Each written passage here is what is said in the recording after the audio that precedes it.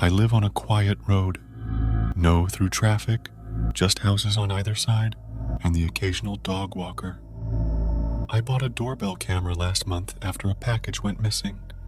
Since then, it's mostly just recorded cats, wind, and the neighbor's teenage son sneaking back in after curfew. Except for last Thursday night. At 3:12 a.m., the camera recorded motion across the street.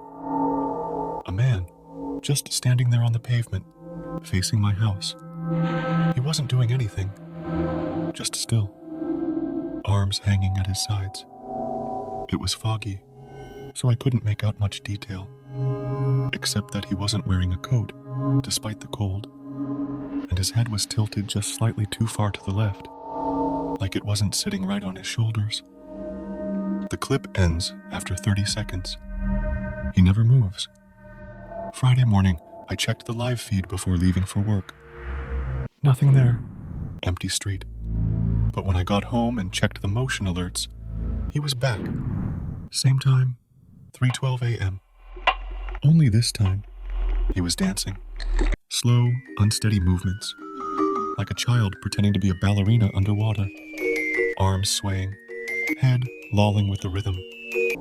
There was no music, obviously, but his pacing was deliberate. He never stepped off the curb, just swayed side to side. 1 foot up, 1 foot down, a slow, shuffling spin. Then he stopped, turned to face my house again, and waved. The clip ended there. I showed a friend. She thought it was someone drunk, or on something. So that night, I stayed up. At exactly 3:12 a.m., the motion alert pinged. I pulled up the live feed. He was there. Same spot, across the street, dancing.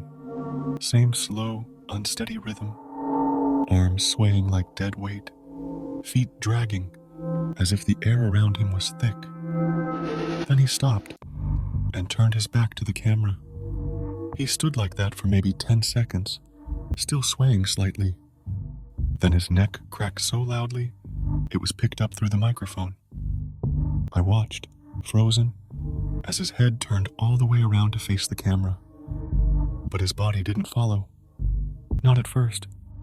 His head stared directly at me, upside down, mouth slack, eyes wide. He just stood like that, twisted and waiting. Then, slowly, his torso began to rotate, like something inside was pushing against the spine, turning it piece by piece until the rest of him matched his head. It didn't look human. It looked like a spider unfolding, joints bending wrong, movements sharp and snapping, like pulled tendons, trying to mimic choreography. Then he stood completely still and sprinted, straight at the camera. No build-up, no warning, just a sudden explosive sprint, arms flailing behind him, knees high, head forward like an animal that hadn't learned to walk upright.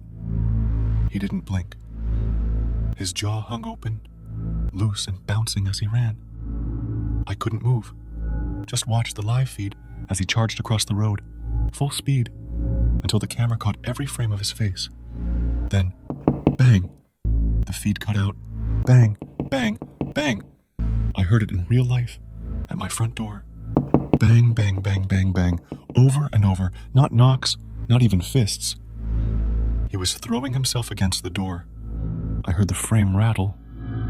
The chain inside vibrated against the lock, then silence. No retreating footsteps, no breathing, just a loud silence. I didn't sleep. I sat on the floor across from the door, phone in my hand, staring at the peephole. At 3:27 a.m., I finally called the police. I didn't know what else to do. I said someone had tried to break in, that there'd been pounding, aggressive, nonstop, that I had video. They showed up 20 minutes later and found nothing. No marks, no damage, no sign anyone had been near the door. One of the officers even reviewed the footage from the doorbell camera with me, but the clips were gone. Not just the attack, everything. The dancing, the figure, the motion alerts, all of it wiped. The officer looked at me like I'd wasted their time, told me it was probably a glitch, maybe a weird dream, maybe a prank. But I didn't imagine what I saw, and I know what I heard. I deleted the app the next morning, took the camera offline. I wanted to believe it was over. But tonight, just after 3, my phone buzzed. No app, no notification, just a text from an unknown number. Are you watching? I haven't opened the door. I'm not going to.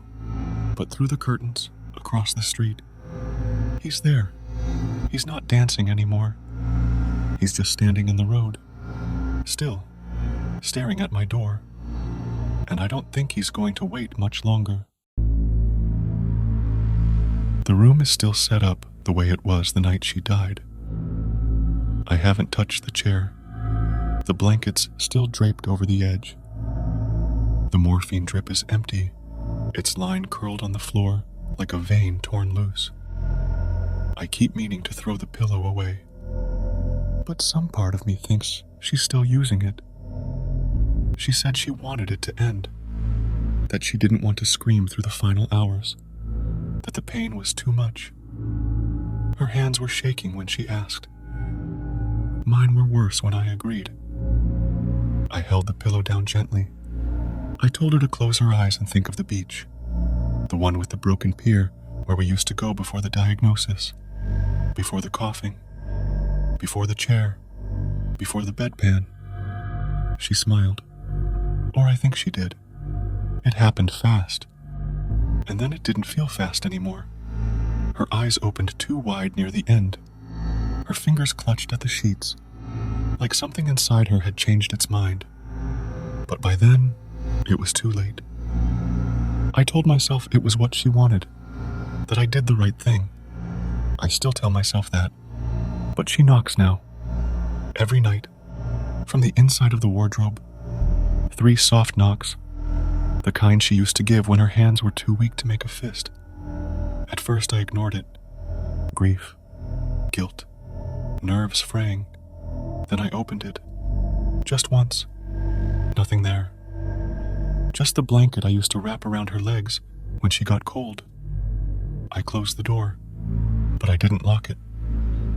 Last night, the pillow was wet. Not damp. Soaked. Like someone had screamed into it for hours. And I found a handprint on the inside of the mirror. Small, greasy, as if she'd pressed her fingers against the glass from the wrong side. I don't sleep anymore, she whispers now. From inside the wardrobe, from behind the mirror, from under the floorboards. Her voice sounds distant, like it's echoing up from somewhere deep. It was too soon. You said it would be peaceful. I wasn't ready. I tried to burn the chair, but it wouldn't catch. The flames kept pulling away like the wood was exhaling, like it was still breathing. She's closer tonight. I heard the wardrobe door creak an inch while I was brushing my teeth. I didn't check it. I know what I'll see. Not a ghost. Not a rotted thing. Her. The way she looked just before I smothered her. Half in love, half in pain, half afraid. All of it aimed at me. And I think tonight, she wants me to lie down, because now she's ready, and it's my turn. I let him move in mid-January. Said he was a mate of a mate, just out of a hostel. Needed a floor and a bit of warmth. I had the spare room, the big one with no radiator, and I was between jobs. 50 quid a week seemed fair. He turned up with a black bin bag and a backpack that stank of socks and something sharp beneath, like vinegar and copper. Quiet bloke. Polite. Stayed in the room with the curtains shut. If I knocked, he'd mumble, "Just resting." By week 3, the smell had spread, clinging to the banister, pooling in the hall. Not just sweat or unwashed clothes, something deeper, like stagnant water or rotting fat. I asked if he wanted the shower. He just grinned and said, "Not for me. Got my own ways." His teeth looked like old custard. He never left during the day, but some nights, I'd wake to the front door creaking around 3 or 4 a.m. He'd come back muddy, lips cracked like salt flats. I asked where he went. "Down the place where the crows gather," he said. "They sing for her now. You'll hear it soon."